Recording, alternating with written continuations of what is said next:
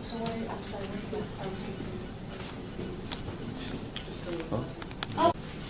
hold on one second, guys. It's good, okay.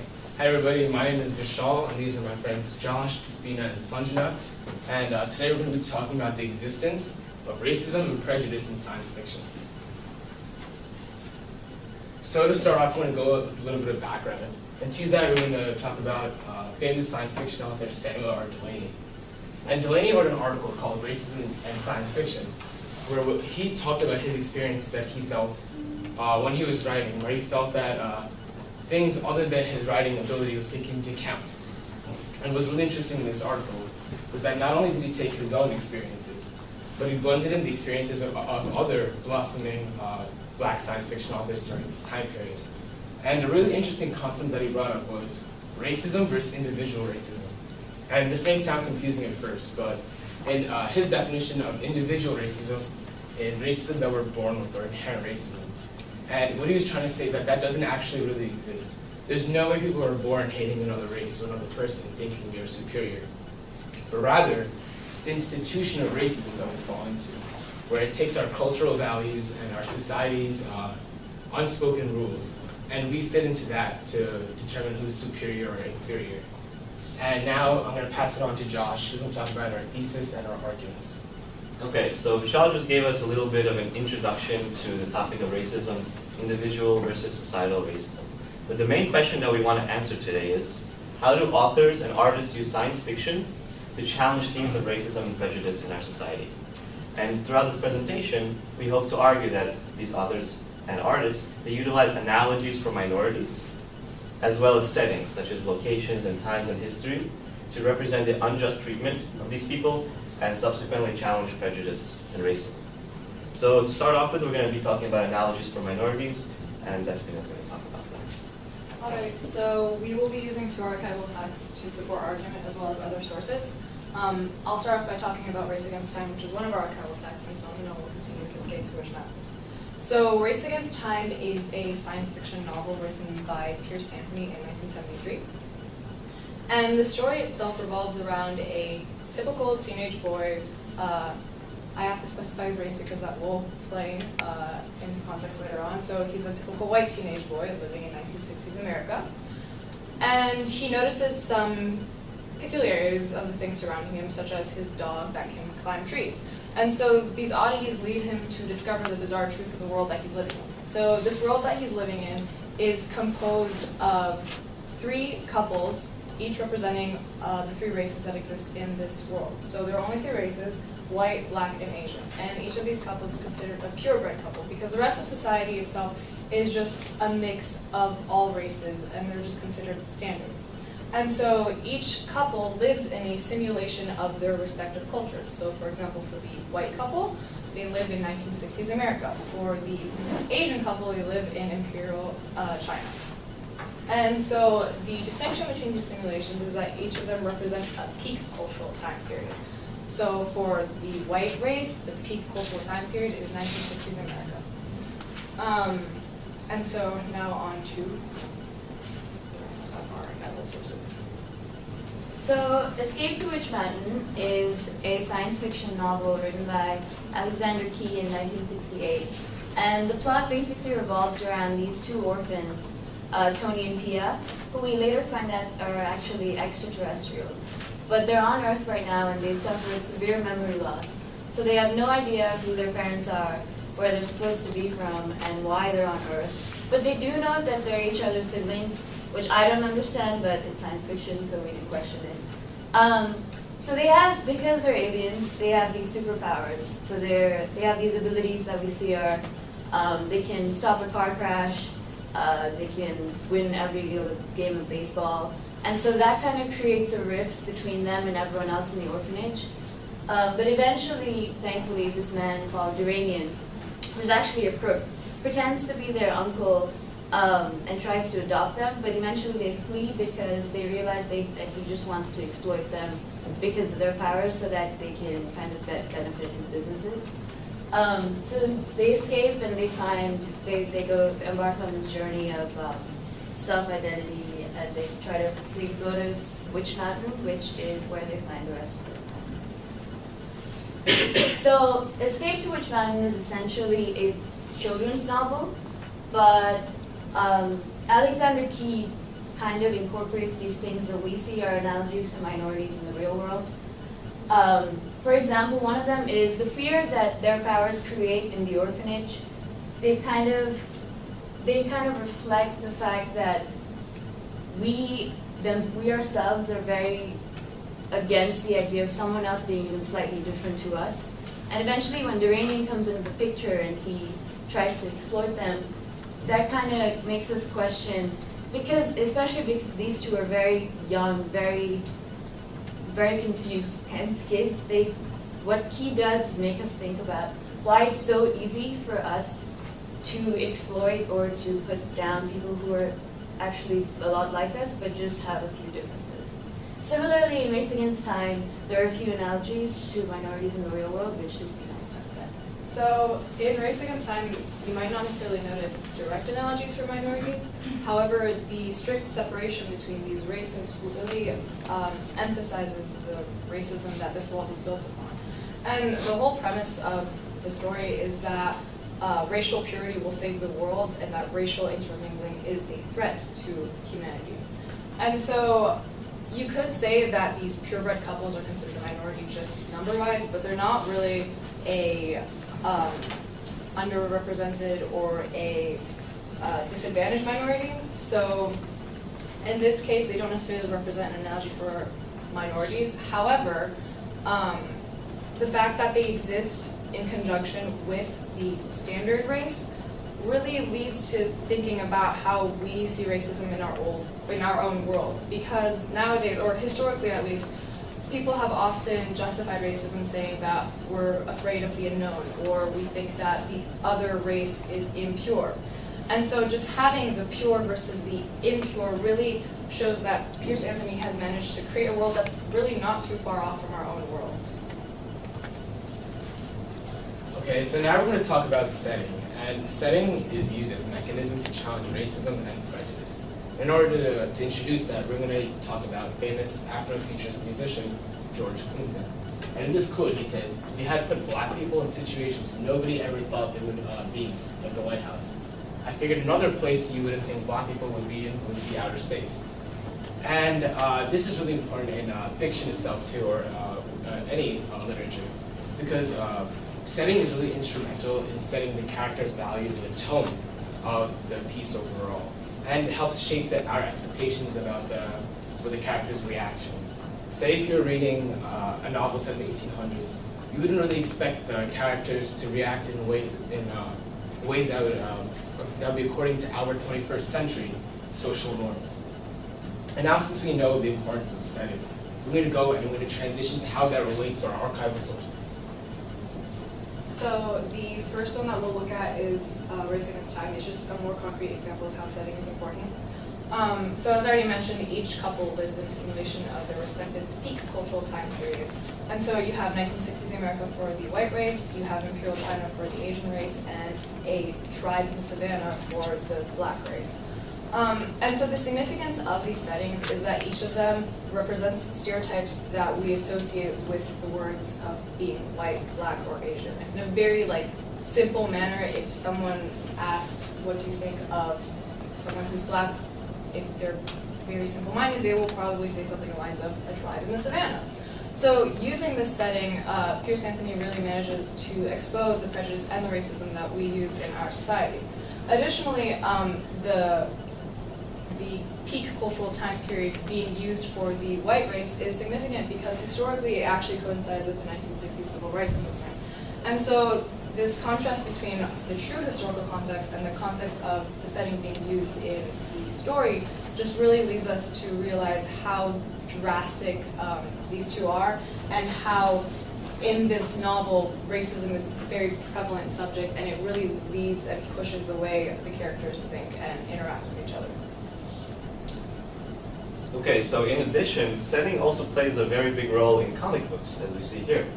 The setting, for example, in the 1940s, we have World War II. We were fighting against the Japanese, right? So comic books were used as a sort of propaganda to unite the American people, give a sense of nationalism, patriotism. You can see the middle one, I'll get you for that, you yellow monkey. Or you can slap a Jap with war bonds and stamps. You can see, as I said, it's pretty direct over there. And now, but this is in the 1940s, transition to the 1970s. Now we're in the time of segregation, right? And you can see Lois Lane over here. She's going into some kind of like casket as a white woman, comes out as a black woman. And I guess it symbolizes like how she would feel. She wants to know how it would feel to be a black woman during this time of the 1970s. So now let's transition from setting to, in general, let's talk about now science fiction, okay? So the scholarly text that we used is called Race and Ethnicity in Science Fiction by Elizabeth Ann Leonard. And in this article that she wrote, she looks at a bunch of texts from Delaney, from Key, from Piers Anthony, from Octavia Butler, which I'll talk about later. So she looks at all these texts, and she finds commonalities between them. She finds similar themes that the authors use when they talk about race. And something that she noticed was that the most effective way to talk about racism is to not mention it at all. Now, that's kind of contradictory. You might be confused, so let me give you a couple of examples. So in Escape to Witch Mountain, we have these two children. They have these extraordinary powers, and as a result, they're kind of segregated from all the other orphans. They have this segregation of children as a result of the mere fear of the unknown. So is this a coincidence? No. The author intentionally did this. He did this on purpose to make a point about segregation. But it wasn't actually explicitly said. It's very subtle, and it makes the readers think about what's actually happening. And in Race Against Time, we have something similar. We have this war going on, all this chaos. We have these purebred, these couples, black, white, and Asian. And they're completely isolated from society. And you kind of see it's kind of ironic because the need for this purity exposes the world's disgust towards the sharing, the racial mingling.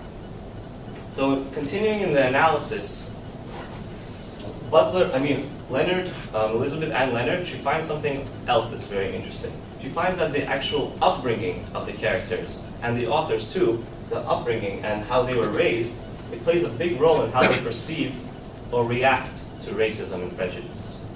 So she gives a couple of examples in this. In Octavia Butler's Kindred. So in this book, let me just give you a brief synopsis. We have these two main characters, Donna and Kevin. Okay? Now, Donna is a young black woman married to Kevin, who is a young white man. And the setting takes place in the future. And so they have to go, in the book, they go back in time to the 1970s, I think specifically 1976. So they go back in time to save the son of a plantation owner. His name is Rufus.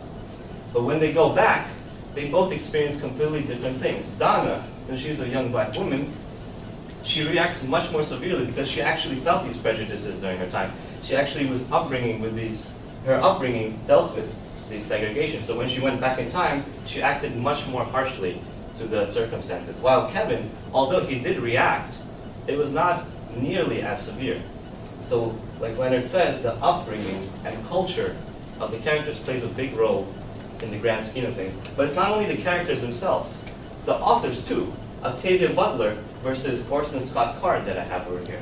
In this book, Passwatch, Orson Scott Card, he's from generally a white upbringing, and he didn't really when he was raised, he didn't really go through all the pain that Octavia Butler did. So the tone that he brings about in his book is much more softer, much more subtle as compared to Octavia Butler's.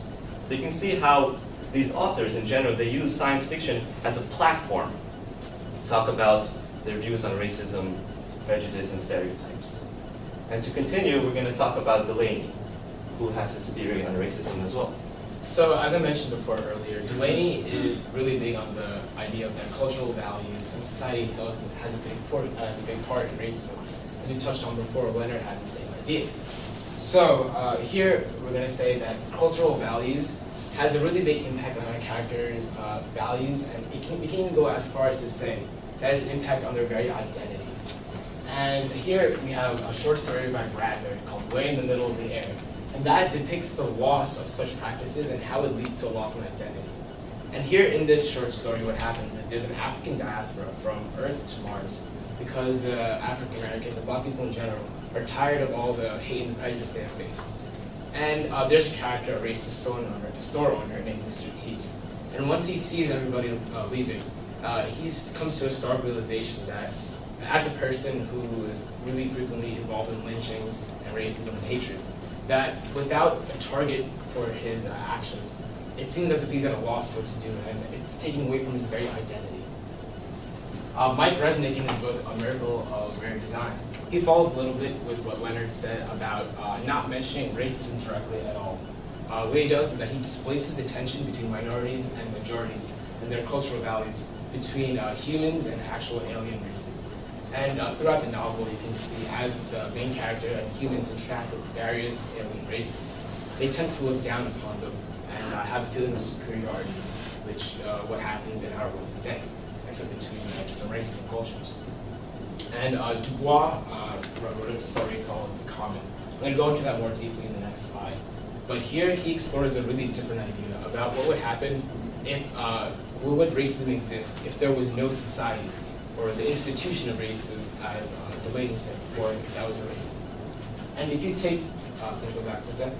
If you go back and if you boil down all three of these points, we can really make a generalization that society and racism itself is dependent on the cultural values of the groups existing within that society. Okay. So now the comet, we're going to look more deeply into that.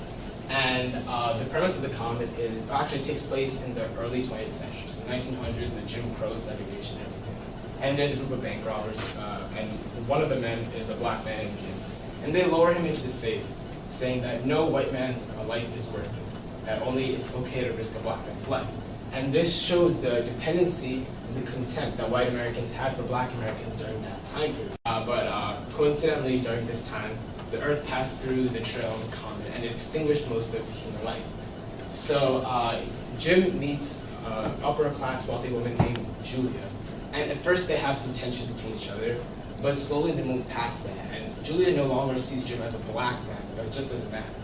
And this shows that once the institution, the culture, the society was extinguished, racism actually didn't exist. But as we move along in the plot, Julia reunites with her father, and her father is supposed to represent the old system of society. And the second he comes back, he thanks Jim as a servant or as a second-class citizen, showing that that society itself is what is bringing along these social codes and racism. And we can see that racism, as we said before, it stems from these cultural practices and not individual beliefs. So going back to Escape to the Witch Mountain, and the way it relates to Du Bois' The Comet, there are two things that we noted that are similar, one of which is the dehumanization of the other in society. So in Escape to Witch Mountain, when Duranian comes into the picture and he tries to exploit these kids, it's very similar to the exploitation that the African Americans face in the beginning of The Comet. But more so than that, Du Bois discusses this concept of dehumanizing the other for the sole reason of an accustomization to it as a cultural practice. And by that we mean considering the rest of the world and the rest of society and all its history, we tend to dehumanize someone or mistreat them just because they've been mistreated as a minority in the past. So there's an assumption that forms in our heads that says, so if you've been mistreated in the past, it's not okay, but it's less bad if I mistreat you now. And it's very intrinsic, and it's not something we do on purpose. And we see that in Escape to Witch Mountain, when Duranian, as soon as he finds out that these kids have been, not only do they have a loss of memory, but they don't have any parents, and they've been ostracized by everyone in the orphanage, he's so quick to think, oh, it's okay, I can immediately almost kidnap them and use them for my business. Similarly, Pierce Anthony in Race Against Time has some relation to Du Bois. So we can see Du Bois' idea that racism stems from culture and not the individual in Race Against Time. So in Race Against Time, the author doesn't necessarily maintain a racist position towards one race. Instead, he focuses on the purity of the breed. So he doesn't necessarily value a race above the other. So here we can see that racism is enforced by the culture that these purebreds are living in because they are forced to live within their own culture. They don't really interact with the other cultures or, for that fact, the other races that exist. So in this world where this notion that purity will save us all and intermingling is a threat to humanity, when exposed to something different, these purebred couples can't necessarily act with an open mind because they've only been exposed to one race their whole life. And the best representation of this is that towards the end of the novel, these purebred couples actually, they do end up meeting. But at the end of the novel, instead of going against the system and revolting and mixing and everything, they actually just decide to go back to their simulations and maintain their position within their own culture and their own race. They don't fight against, they just go back to the initial state, showing us that culture really pushes racism, and there's not much that these individuals can do about it once they've already been exposed to it. So to conclude, what we found is obviously racism has always been part of our history, and authors and artists throughout time have incorporated the problem by using setting and analogy to describe those times in the past.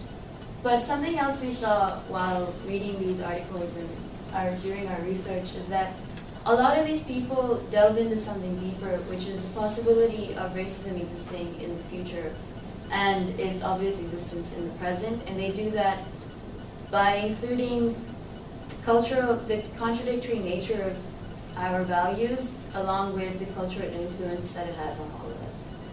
So, Thank you. Thank you very much. Thank you. thank you.